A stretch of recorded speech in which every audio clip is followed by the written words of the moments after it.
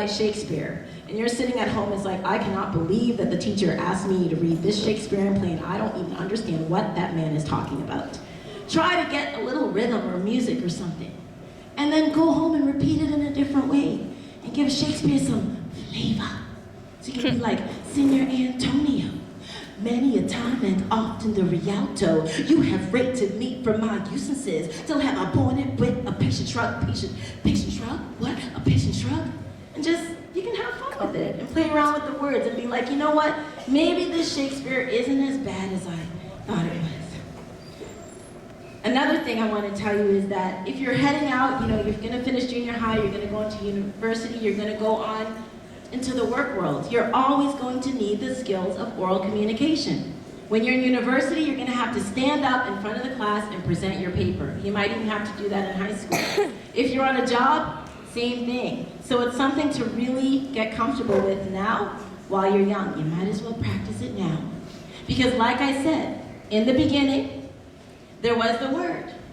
There are so many ways that we can communicate, using our hands and gestures and hold up, wait. But even in a gesture, a word is suggested. I know what I say is true, so please don't protest it. From fiction to diction, to the friction of pronunciation, let's use our words in the art of oral communication.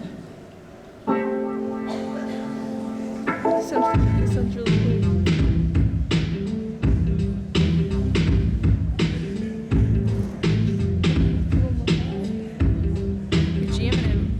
Well, excuse me, cause I just used some words, and don't look at me like I'm absurd, because maybe I taught you something that you never heard before. And now in my closing, I'm gonna teach you a little more. That's right, in my closing, I'm going to teach you a little more. You see, the oral art of creative writing, though to you it may not seem exciting, but when I sound my words out loud, to me it can excite any crowd, and make my mama proud, and even make my mama proud. I said, ooh, talking about my proud mama.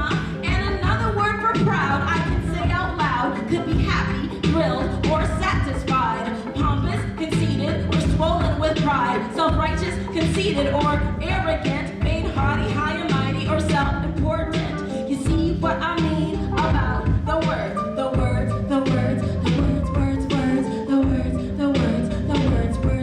See, if you improve your vocabulary, you can really improve your vernacular. And then when you talk, you can really sound quite spectacular. Now let me stop for a minute, a minute moment in time, as I continue to express myself with the oral communications, rhythm and rhyme. See, I'm not even thinking about my syntax as my presentation reaches the climax, and then we move on to the denouement or conclusion. If you never heard that word before, say what? So much cooler. What? You're gonna tell me that you don't like to read and write now. That ain't right. I mean, do you realize how cool the English language is? I mean, really, it's poetic and beautiful, fetching, lovely, charming, appealing, winsome, stunning, incredible, and flashing.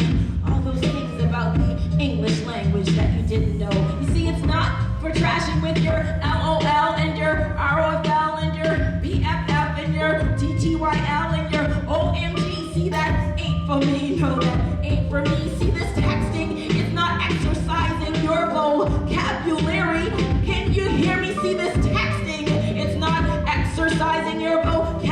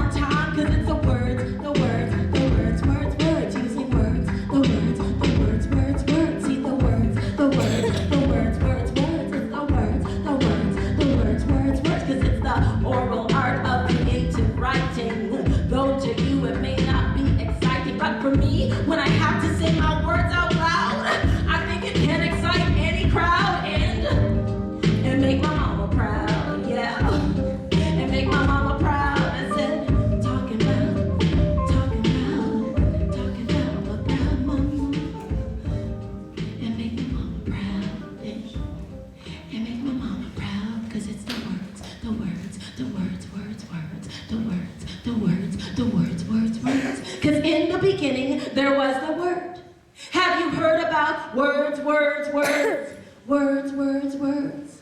Well, today I hope that you heard something that you never heard before. Thank you.